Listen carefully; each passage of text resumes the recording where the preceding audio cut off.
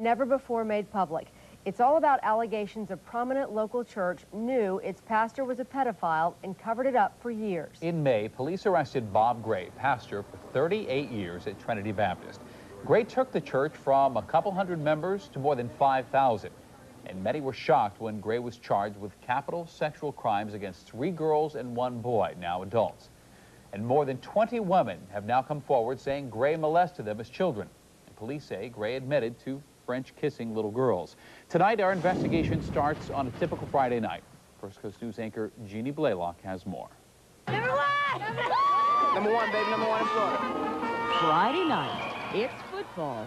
And so-and-so's dating so-and-so. Fun stuff for Trinity Christian, known for sports, solid academics, and thousands of loyal worshipers. But what a contrast to this. Bob Gray shackled. 38 years as pastor, called one of America's greatest preachers and church builders. Now police say he's a child molester. But here's the salt in the wound. Accusations the current pastor at Trinity, Tom Messer, and other key leaders knew and covered it up for years and years. Tonight, for the first time, we're hearing from a woman who says she received a letter from Messer. On behalf of our church, I apologize to you for the wrong that has been done to you.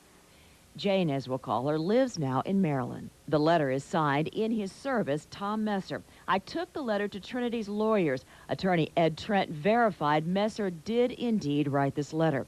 Jane says it's hard for her to speak out, but she went to Trinity for 14 years, and when she was in grade school, he proceeded to kiss me on the mouth in a very passionate way. It scared me.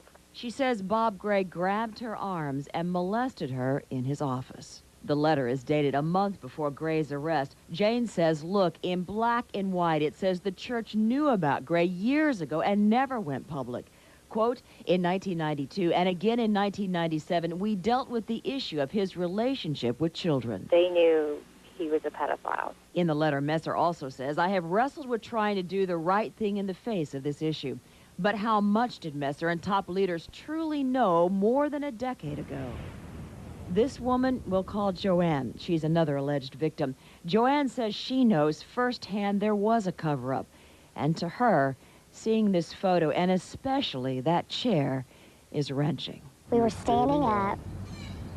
The first time was the kiss, and then being led over to that chair, and starting out sitting on his lap, and then reclining the chair and laying on him. He'd have you lie down on top of him? Yes. Joanne says she was in 4th grade. He was aroused, and I remember feeling that arousal. She says Bob Gray molested her for years at Trinity. Finally, she tells me, as a young woman, she told key leaders at Trinity in the 1990s, even down to the alleged details, she felt Gray's erections lying on top of him as a little girl. Why didn't one man stand up and say, this is not acceptable, and this is what we're going to do about it? This man says he was a deacon at Trinity in the 1990s. We thought we acted properly.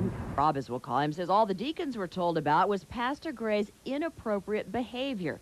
But Rob says, call it stupidity, call it ignorance, but back then he did not understand the gravity of kissing little girls. I didn't know it was illegal. Rob claims he knew nothing about allegations. It was more serious, touching little girls inside their panties.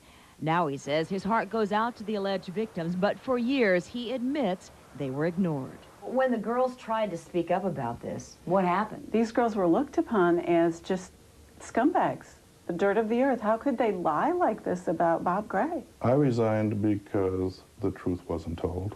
Pat and Dennis Cassell say they poured their lives into Trinity for 25 years. Trinity state champs in '92, Dennis started the athletic program at Trinity Christian. Football, basketball, and coach is still proud of folks at Trinity. I don't want them to fail. But the Cassells believe Messer and his tight circle deceived Trinity. I feel betrayed. And Messer? He assured us that it was no big deal. But then they talk with an alleged victim and family of others. So you say that you went in the 1990s and sat down face-to-face with Tom Messer. Which year was that? We went to him in '92, and then we went to him again in '97. Pat says she kept these notes from their conversation. One topic, allegations the church shuffled Bob Gray off to Germany to be a missionary for 10+ years. One thing we asked him was, are there no children in Germany? And what kind of answer did you get? Tom was just silent. So how far does this alleged cover-up go? Did Trinity ever tell the mission board their missionary, Bob Gray in Germany, is accused of molesting little girls? I contacted the Baptist Mission for Forgotten People, and a key leader confirmed to me they were never told a thing for all those years. In fact, he says they didn't find out until Bob Gray was arrested a few months ago. I believe that they allowed this man to go on and continue to do the molesting of children. Without doubt, serious allegations against Trinity and Pastor Tom Messer. We offered the pastor several chances to respond. Trinity's attorneys called me and politely said at this time they could not comment. Messer has put out this statement, though, on Trinity's website saying independent investigators hired by the church have found no indication of cover-up, either deliberate or unintentional. He also says the news reports in the criminal charges contain information and far more serious allegations than we had prior to Gray's arrest. Indeed, the criminal charges do involve allegations of digital penetration. But what was serious to Tom Messer? Wasn't the preacher kissing little girls serious enough? Still, though, in her heart, Joanne tells me she wants Trinity to thrive.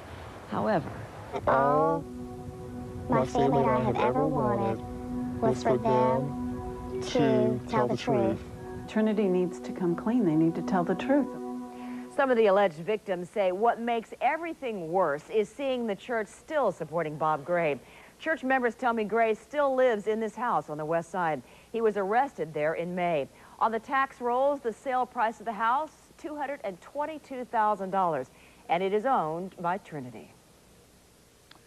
The First Coast News investigation into Trinity and the alleged cover-up is on our website. Log on to firstcoastnews.com. Bob Gray is scheduled to go to trial November 27th. We are told, however, it will likely be delayed.